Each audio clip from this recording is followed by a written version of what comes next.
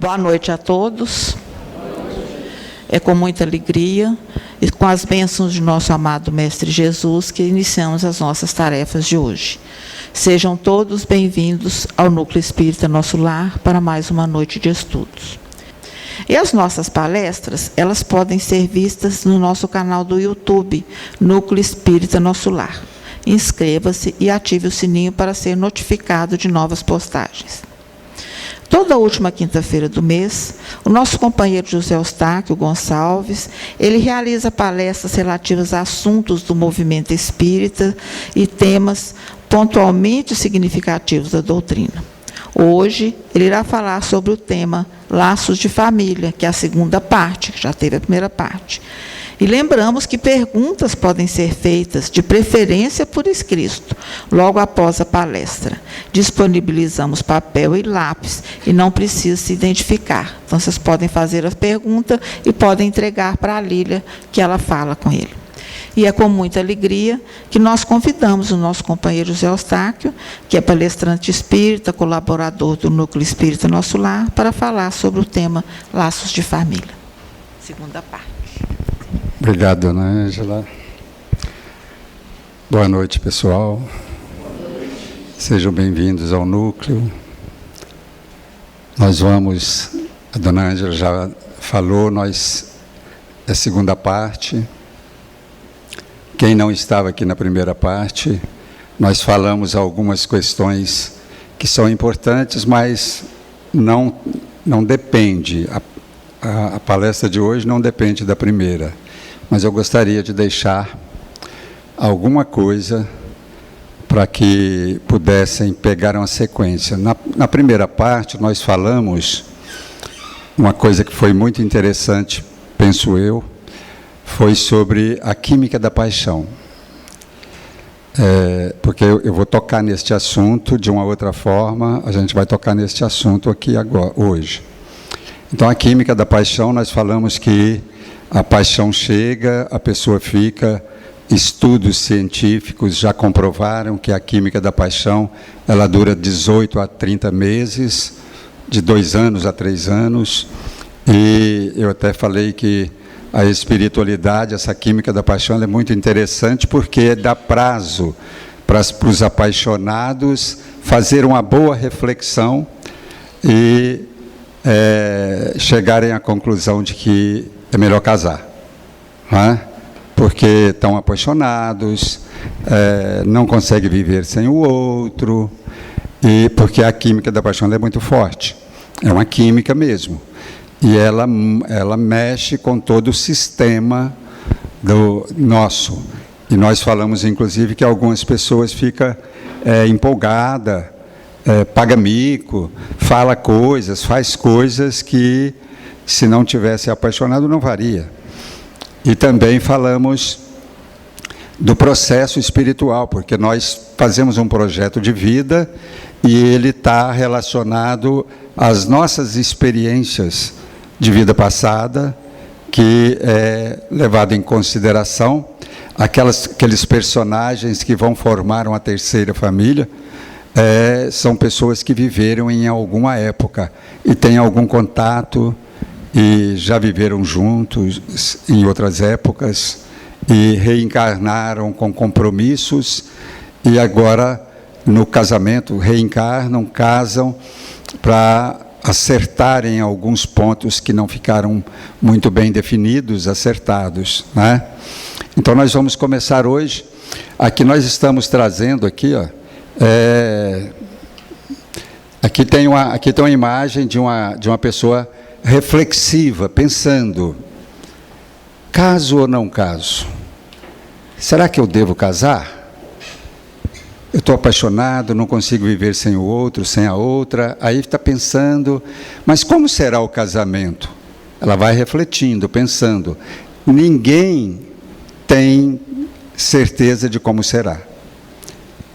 Todos nós, quando vai casar, todas as pessoas, quando vai casar, ela fala, a expectativa é que dê certo, é que nós sejamos felizes, que vamos alcançar os objetivos estabelecidos para o casamento, para a família. Mas nem sempre isso acontece. por vários fatores que nós falamos antes. Um deles é porque tem compromissos, débitos, contraídos em outras épocas, em outras vidas. E um outro fator muito importante, que às vezes a gente não leva em consideração, é que família A, família B vai formar a família C. Porque sai um personagem, outro da outra família, são culturas diferentes, religião diferente, educação diferente, níveis, às vezes, social diferente. Isso pesa na relação.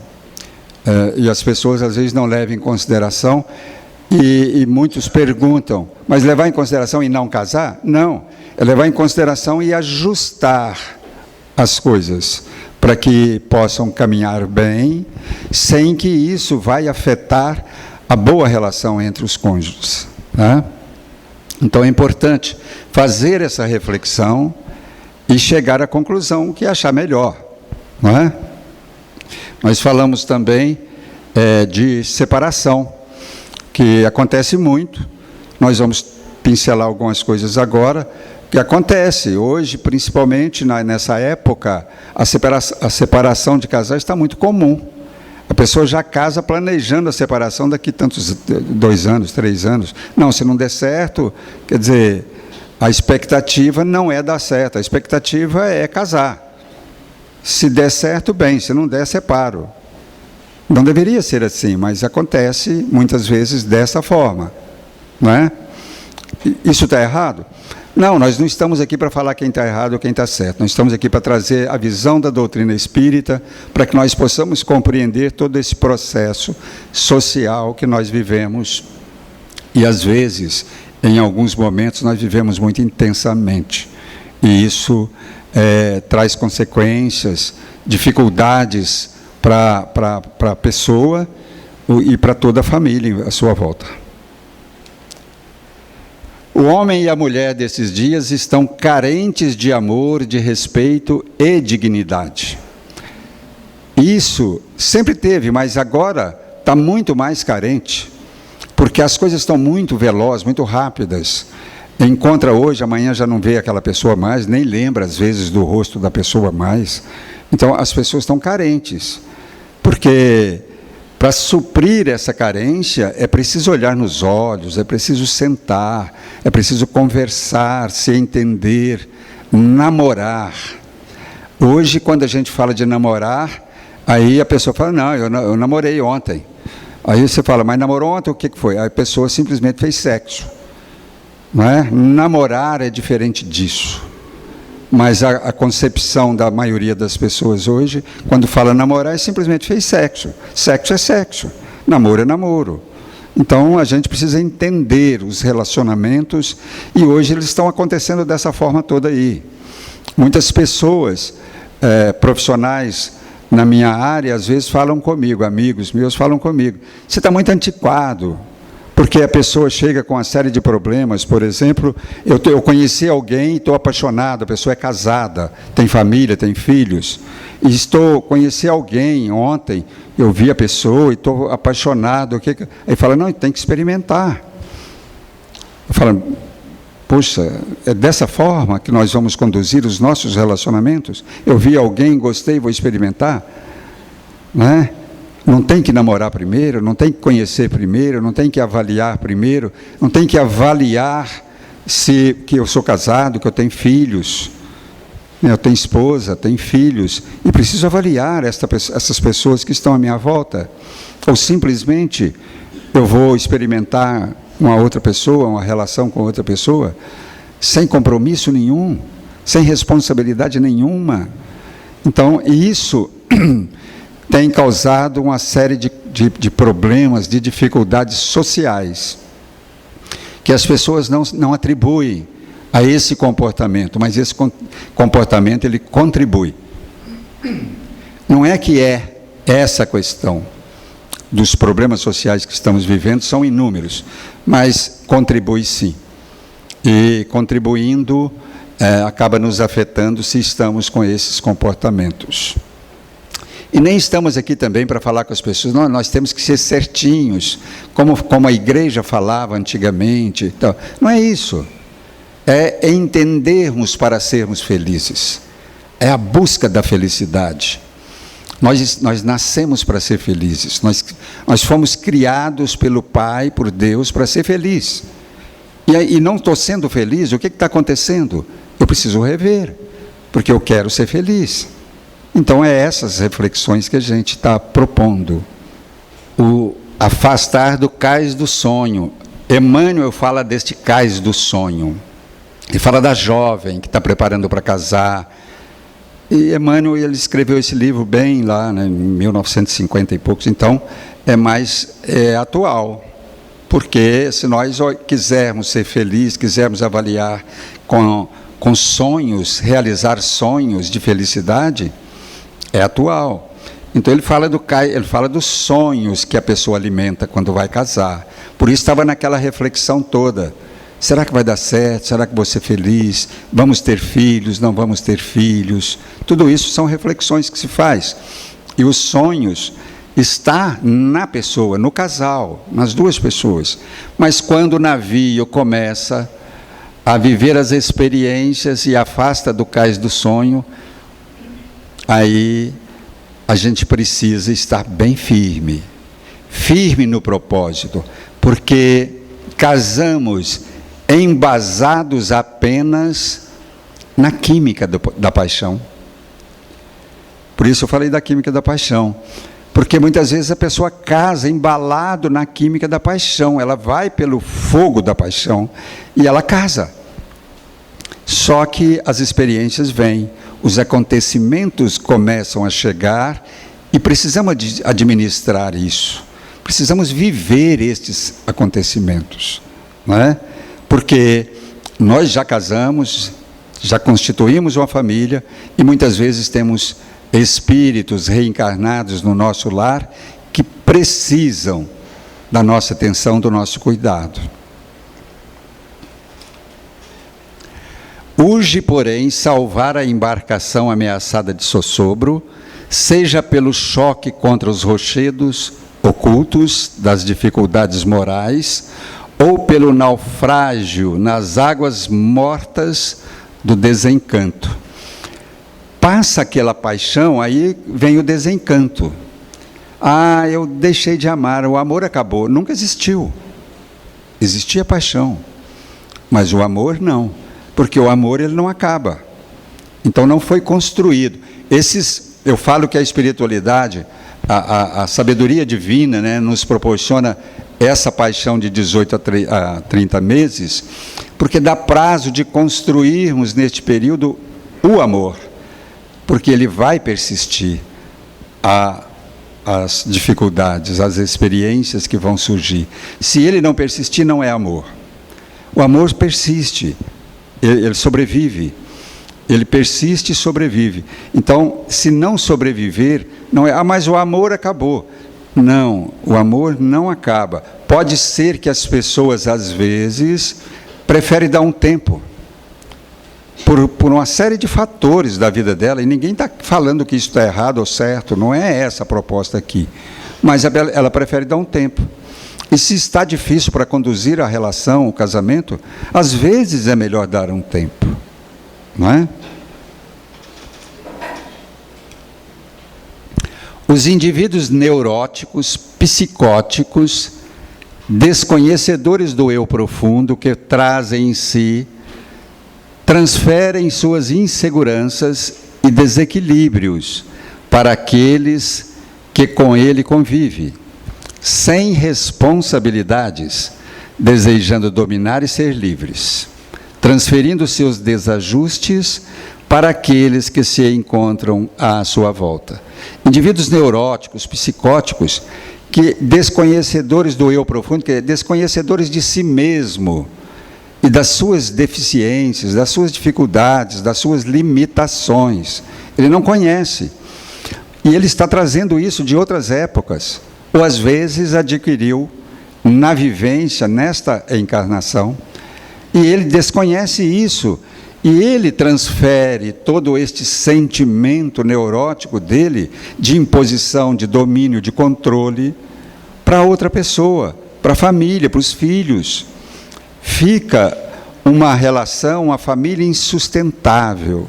Não tem como continuar vivendo com esses indivíduos, porque eles são impositivos, eles dominam. E o que acontece? Vai estar anulando a outra pessoa que também precisa viver. Nós reencarnamos para viver as nossas experiências.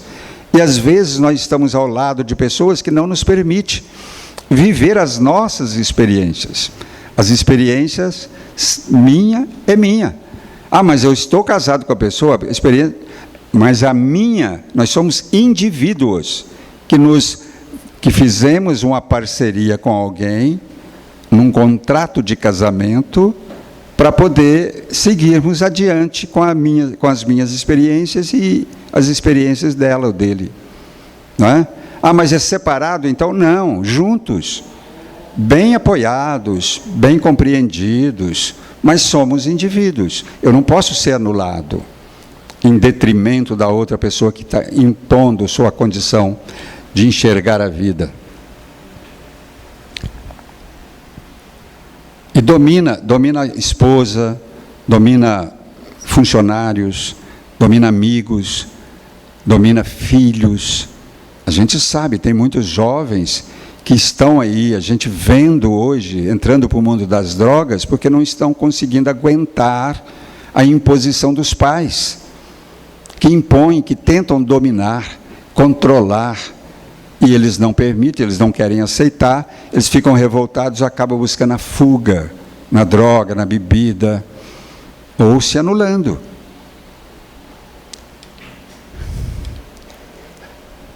Estabelecido o desequilíbrio, irrompem os conflitos de ciúmes, rebeldia, narcisismo, crueldade, o medo de amar, a desconfiança por saberem-se não amadas, o receio de terem identificado as suas facetas tormentosas, e daí a importância dos conhecimentos reencarnatórios e os compromissos assumidos para a constituição familiar, com pleno exercício na lei do amor. A importância dos conhecimentos reencarnatórios. O que isso significa? Para nós que somos espíritas, isso está muito claro. Mas para quem não é espírita ou está chegando agora no espiritismo, nós trazemos experiências de outras vidas, porque somos seres reencarnantes. Nós vivemos experiências outras. E aí eu trago nesta encarnação experiências as mais diversas. Eu preciso conhecer-me e conhecer estas experiências que eu trago. É difícil, por isso que muitas pessoas às vezes procuram profissionais para fazer regressão. Aí ela pede, não, eu quero regredir até a vida passada. E regride. E às vezes dá bons resultados. As pessoas às vezes falam isso comigo, me pedem para fazer, eu falo, não, eu não faço isso. Porque é muita responsabilidade para a gente fazer regressão com as pessoas e depois a gente não conseguir trazê-la de volta para a atualidade, para a consciência do hoje, do agora. Então, é preferível que Deus já nos deu o véu do esquecimento, que é importante, é necessário, importante, para que nós possamos começar vida nova. Para que eu vou buscar aquilo que eu vivenciei em outras épocas? Pode trazer consequências que eu não sei até onde elas poderão me prejudicar. O carinho repartido, em princípio, a dois, passa a ser dividido por maior número de partícipes do núcleo familiar. E esses mesmos personagens, em muitas circunstâncias, são os mesmos associados da doce hipnose do namoro, que mantinham nos pais jovens, ainda solteiros, a chama da paixão, entusiástica, até a consumação do enlace afetivo. É uma trama que é feita para laçar as pessoas. É uma trama. Os espíritos que vão nascer na nossa casa, eles fazem uma trama, eles fazem tudo. Porque há um compromisso reencarnatório, um projeto de vida. E nós fizemos o projeto de vida que vamos casar e receber os espíritos tais e tais como filhos. E aí eles ficam do lado de lá, quando está chegando o momento, preocupados. Eles não casam, eles não tomam decisão. E aí eles ficam tentando incentivar a química da paixão, manter a química da paixão. Eles fazem isso mesmo. Tem espíritos que já falaram isso. E isso é por mal? Não, isso é por bem. Porque senão a gente... Vocês lembram que eu falei na outra? Eu falei, senão a gente não casaria. Porque a gente olha e fala assim, eu te conheço você de outra vida. A gente começa a ter lampejos. A gente começa a olhar para a pessoa e falar, não sei não. E aí a pessoa foge por causa das responsabilidades, por causa dos acontecimentos do passado. Mas e aqueles seres, aqueles espíritos que estão programados para nascer como nossos filhos? Não é? Nós não podemos abandoná-los, nós fizemos um compromisso com eles. E aí eles colaboram, eles ajudam nessa química da paixão até que o casamento aconteça. Até a consumação do enlace afetivo.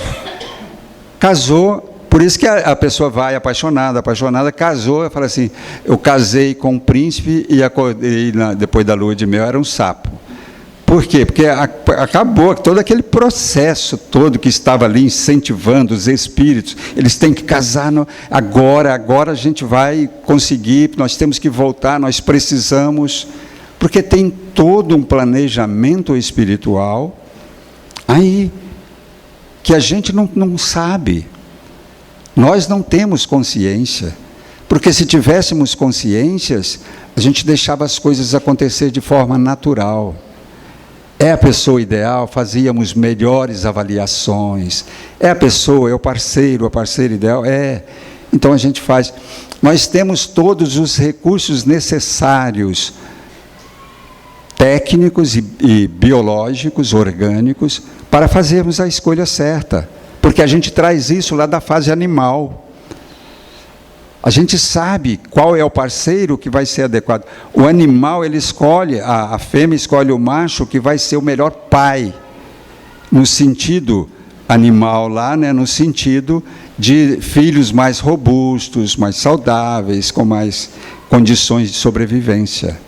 Nós aqui já escolhemos com outras visões, porque temos que levar em consideração a espiritualização do ser. Então nós vamos escolher aqueles que vão nos ajudar a criar os nossos filhos com condições de educá-los bem, né? E depois que casa e vem os filhos, a gente conhece muitos casais que quase que separam, porque a mãe começa a dedicar excessivamente, eu estou falando excessivamente mesmo, os filhos. E aí o marido fica abandonado, porque ela dedica aos filhos, dedica muito, ele precisa, e principalmente se ele traz alguma dificuldade, o filho, o marido fica abandonado e ele vai se sentindo relegado, ele vai se sentindo abandonado, entra em depressão, sofre, às vezes acaba separando. Então são questões que precisam ser avaliadas, para que nós possamos conduzir dentro de uma harmonia a relação entre todos os membros da família, porque todos são importantes. Os filhos são importantes, mas os pais também são igualmente importantes e precisam ser considerados. Todos estamos carentes de amor, de atenção, de carinho. Quando eu falei lá no início que o homem e a mulher, mas todos, jovens também, carentes, é porque a vida tão corrida, as pessoas não se olham, não olham nos olhos. As pessoas, celular então, passam as mensagens meio cortadas, né? As pessoas gostam muito de passar uma mensagem mais cortada para ficar mais rápido, passam a mensagem, alguns até para ouvir, está tão acelerado, que ele acelera mais a mensagem, e eu fico olhando assim. Quer dizer, é uma relação que não se enraiza, não se consolida, porque não tem contato. É contato físico? Nem sempre. É contato de palavras, de ouvir.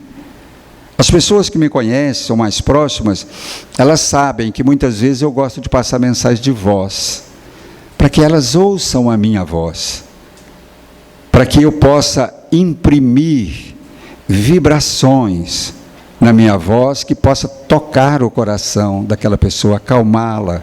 Muitas vezes eu falo para que ela se acalme.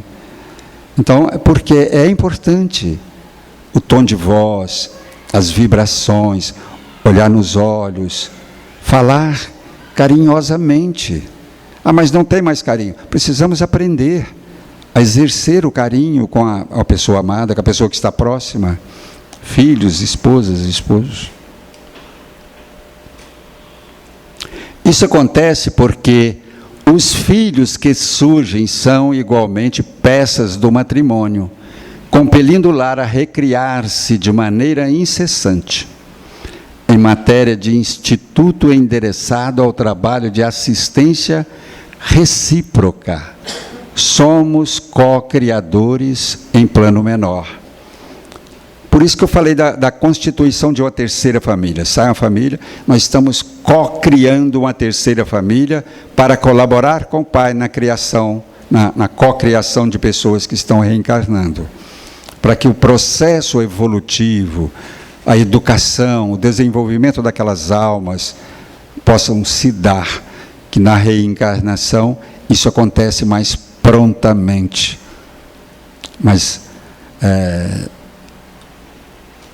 e às vezes, se ficarmos só no plano espiritual, a gente não coloca em experiência, ou não reajustamos, porque às vezes não temos oportunidades de viver, de conviver no mundo espiritual com aquelas pessoas que precisamos reajustar.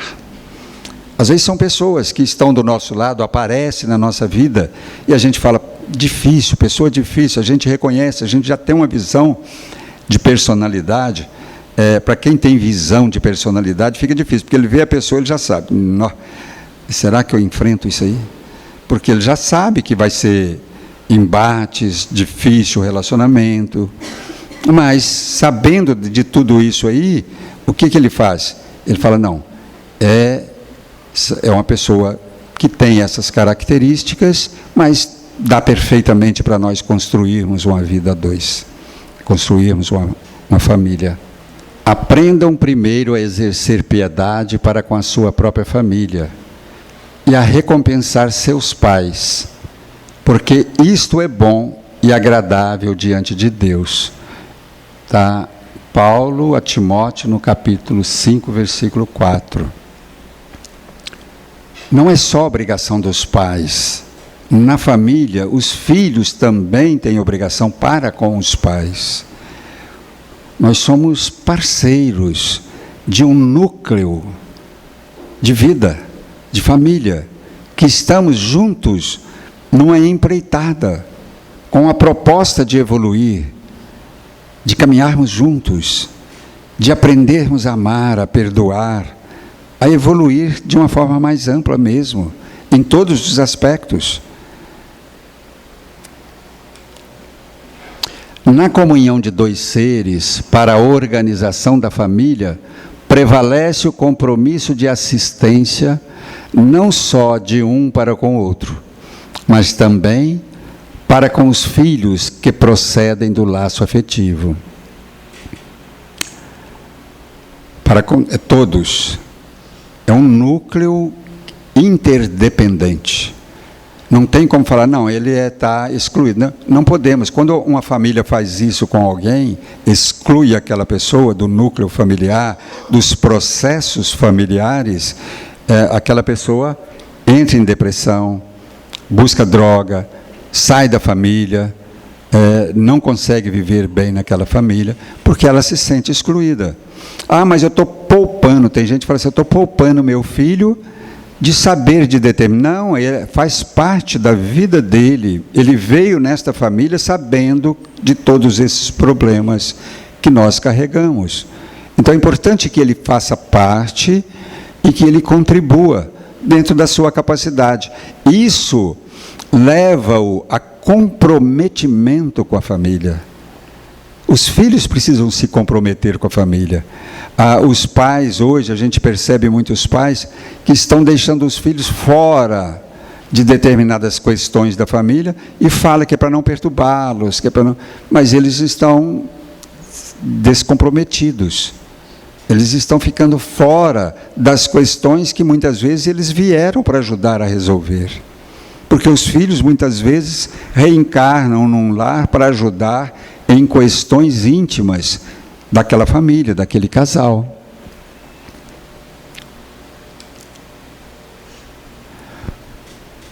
O espírito, quando retorna ao plano físico, vê nos pais as primeiras imagens de Deus e da vida.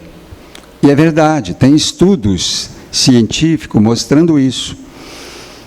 E muitas vezes a gente percebe pais que não foram bem preparados e que vai educar os seus filhos, ele quase que sobe em cima da mesa para poder ficar maior, como se fosse animal. O animal faz isso, né? O urso, por exemplo, ele fica em pé para meter medo nos outros.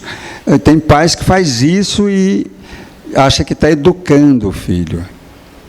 O ideal seria que sentássemos e ficássemos no mesmo nível, olhando nos olhos, e conversássemos com os nossos filhos, para ele entender, sentir o que eu estou falando, perceber que o que eu estou falando é para o nosso bem. Eu estou procurando trazer coisas que ele talvez ainda não conheça, para que nós possamos nos entendermos e vivermos mais harmoniosamente. Então, não é dominando, não é fazendo com que sintam medo que nós vamos estar educando ou tirando de comportamentos que não aceitamos. Pais e filhos são originariamente consciências livres, filhos de Deus, empenhados no mundo à obra redentora de autoburilamento, resgate de débitos, reajuste de evolução.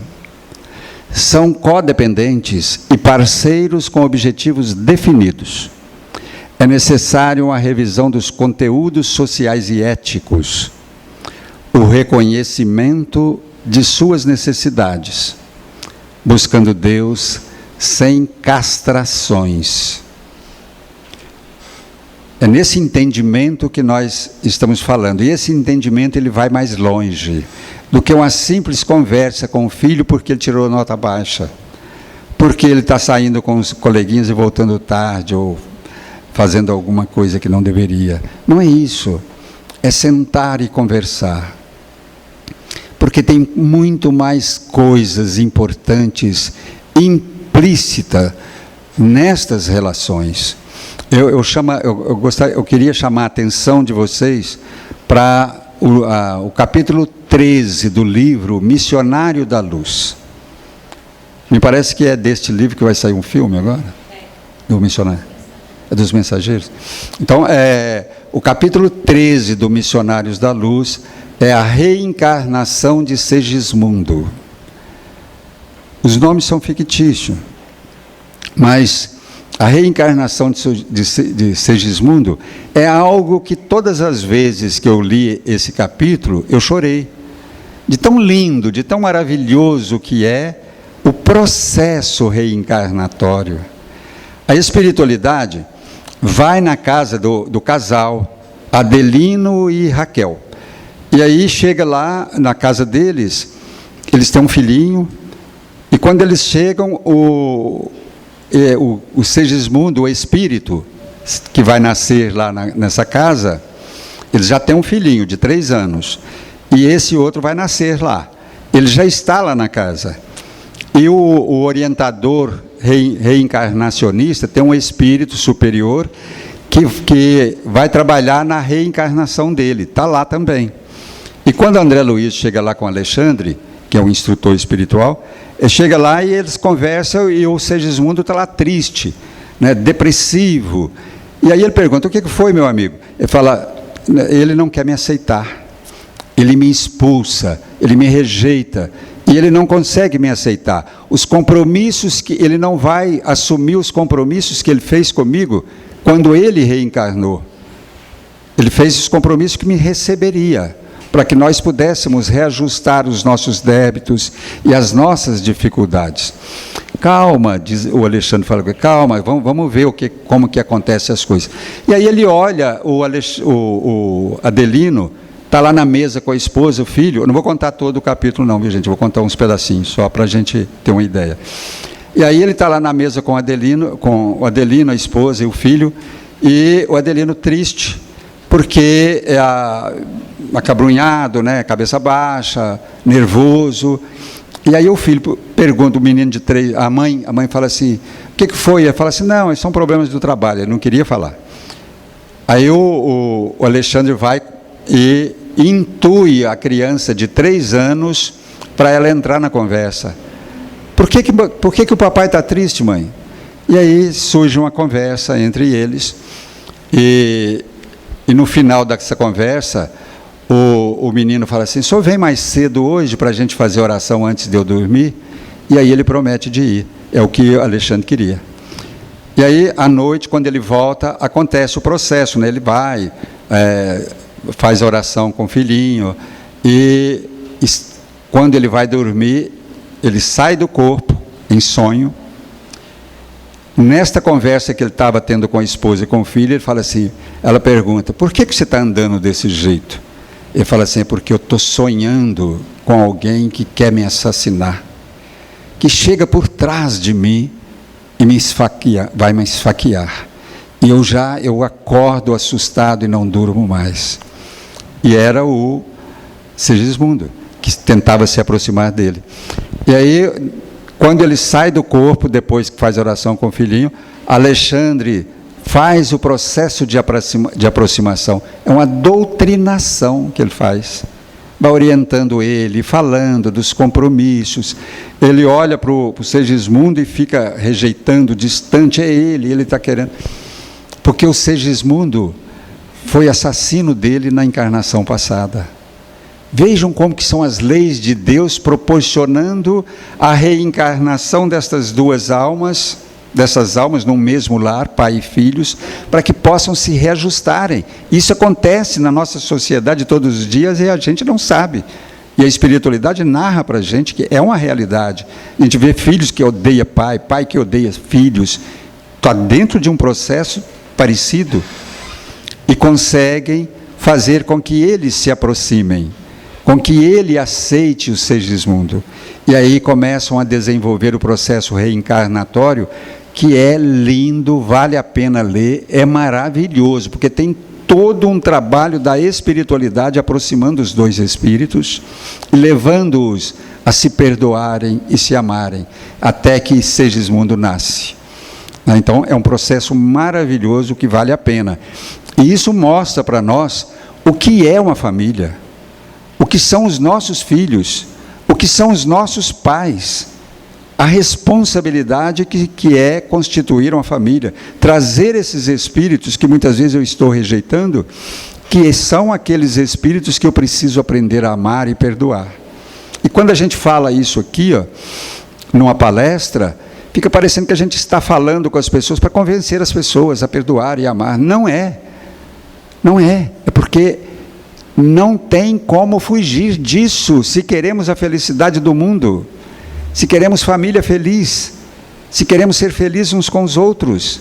Não tem como fugir disso, porque somos espíritos endividados, reencarnando com pessoas que nos devem ou que nós devemos para esse reajuste. E quando nós temos essa compreensão reencarnatória, tudo vai ficando mais fácil.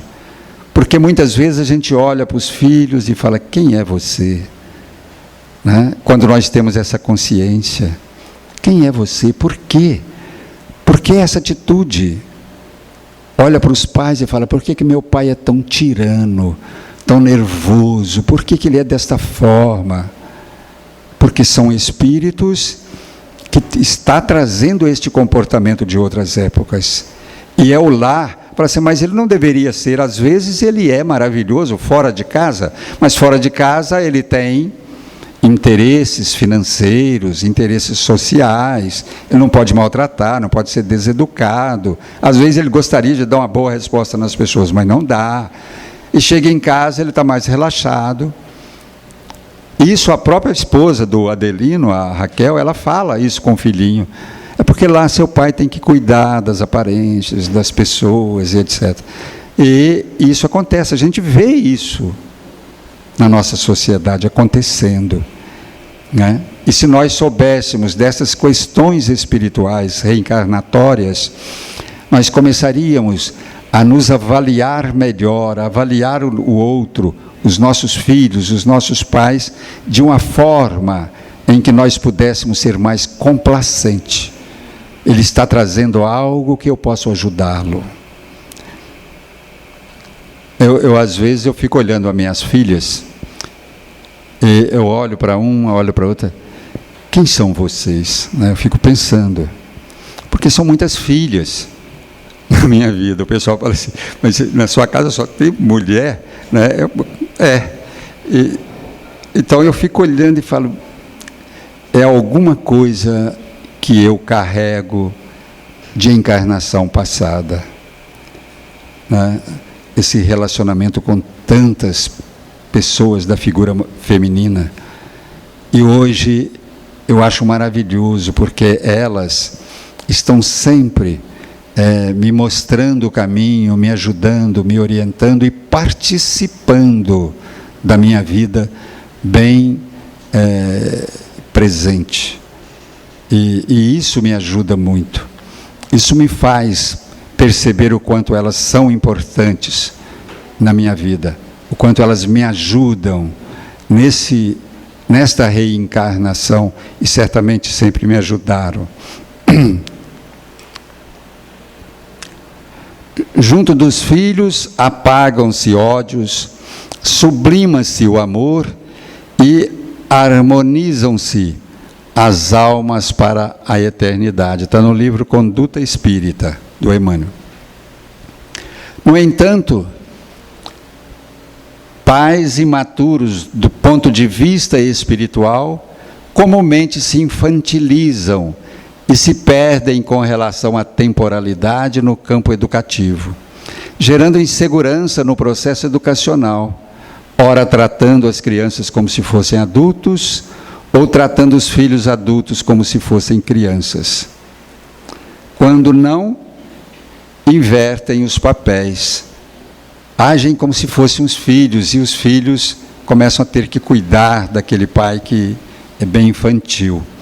Eu fui fazer uma palestra numa cidade fora aí pouco tempo, e aí depois da palestra uma senhora veio conversar comigo, e ela conversando comigo e falando das dificuldades que ela teve que sair. Ela morava em Brasília, teve que sair de lá e vir morar nesta cidade por causa do filho, porque ela queria ajudar o filho que estava com algumas dificuldades sociais lá em Brasília, e que ele é um menino que ela tinha que estar cuidando, que ela tinha que estar ajudando, amparando, que ele não trabalhava, ela tinha que ajudá-lo, e vindo para cá, para o interior, ficaria mais fácil para ele trabalhar.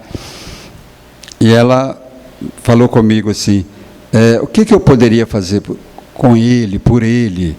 Eu falei assim, ele tem quantos anos? Ela falou assim, ele tem 32 anos. Aí eu falei, não. Ele tem algum comprometimento, algum problema, alguma dificuldade física ou mental? Ela falou, não. Eu falei, e por que você o trata desta forma, tendo que cuidar dele como se ele fosse uma criança? Não, é porque ele é dependente químico. Eu falei, ele é dependente químico e você tem que fazer isso, alimentar, dar dinheiro para ele, dar tudo para ele continuar usando droga, usando a química que ele usa. Ela falou, mas não tem como tirá-lo. Eu falei, muitas vezes nós contribuímos na maneira como conduzimos o processo de relacionamento com os nossos filhos, para que ele entre para o caminho da fuga, das drogas, porque ele não está sendo visto como um ser humano adulto e responsável que é. Ele está sendo tratado como criança e ele quer viver a sua condição de adulto, ele quer viver as suas experiências. É por isso que eu falei, todos nós precisamos viver as nossas experiências. E se eu tiro do meu filho ou de alguém a oportunidade de viver as suas experiências, ele vai ficar frustrado, ele vai entrar em depressão, porque ele não se realiza. Ele começa a perceber que a vida dele está passando e ele não realiza. Não é porque ele está sob domínio, sob controle de pessoas que deveriam estar ajudando-o a seguir as suas experiências e a sua vida.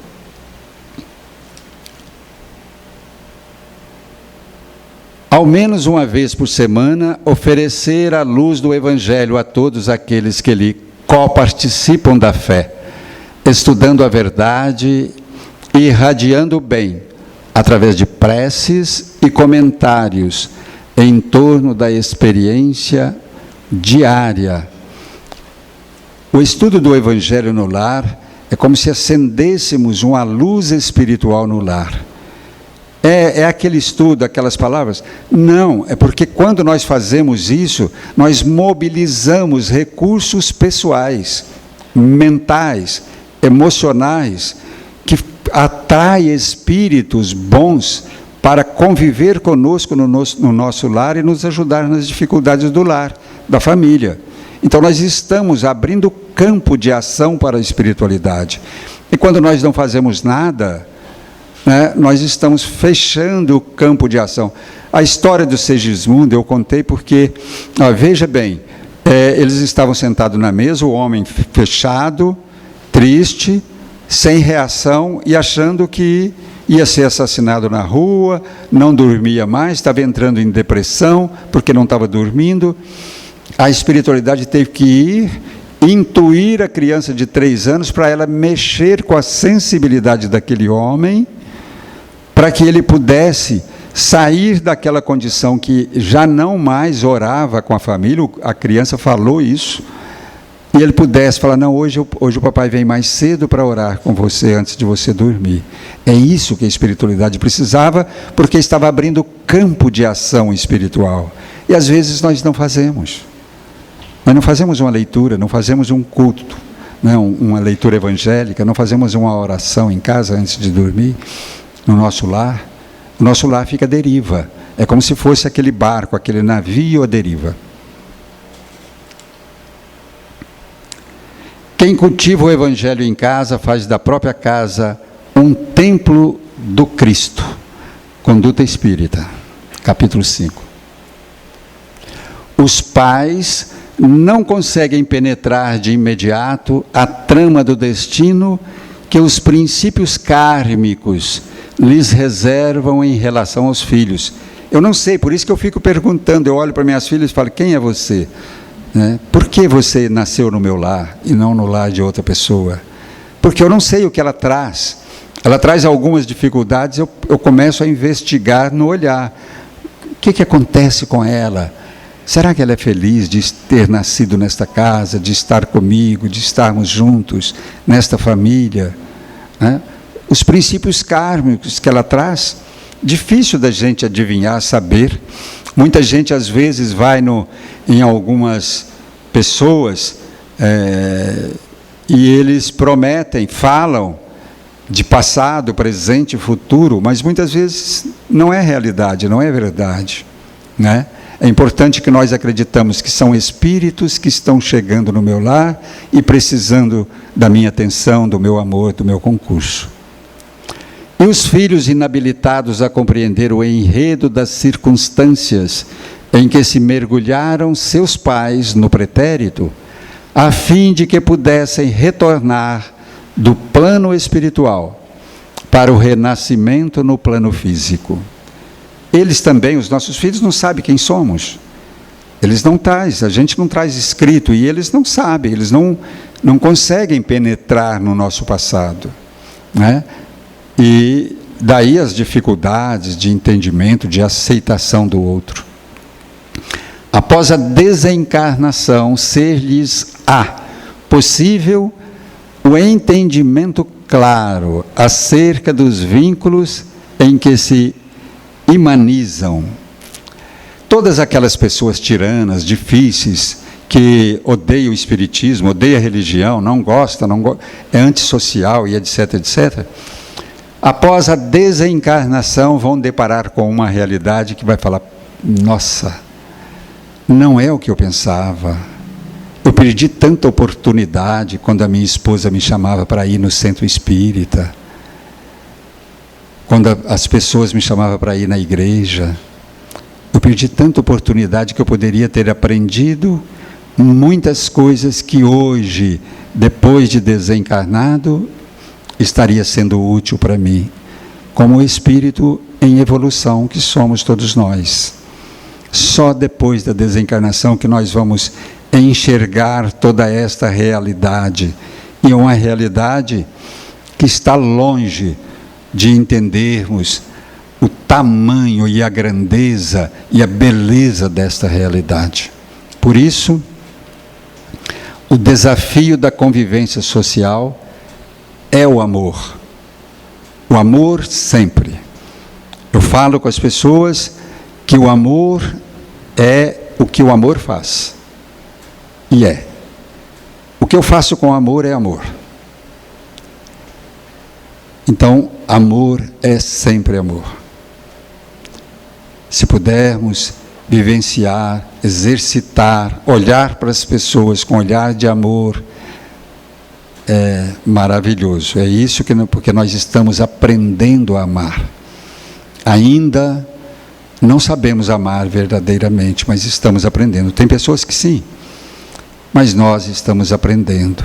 Então vamos olhar com amor, com carinho, com atenção. Quando vermos, enxergarmos as pessoas, a gente olha para elas assim e fala: que bom que você veio, que você está aqui, que bom que nós nos encontramos, né? A gente vai vendo as pessoas com este carinho, com este amor. Esta é a bibliografia consultada. Eu quero desejar a todos, já é 8h05, eu quero desejar a todos um 2024 com muita alegria, muita paz, muita esperança, para nós renovarmos os nossos propósitos de vida, renovar a nossa vida. Nós nascemos, fomos criados por Deus para ser felizes. Então vamos ser felizes? Vamos nos juntarmos e sermos felizes? Quais são as dificuldades? Vamos buscar orientação para estas dificuldades que estamos vivendo no presente? Porque o nosso planeta está passando por enormes dificuldades, que é consequência nossa mesmo. Se mudarmos o nosso comportamento, nós vamos mudar a nossa vida e de muita gente e, consequentemente, do planeta. Muito obrigado.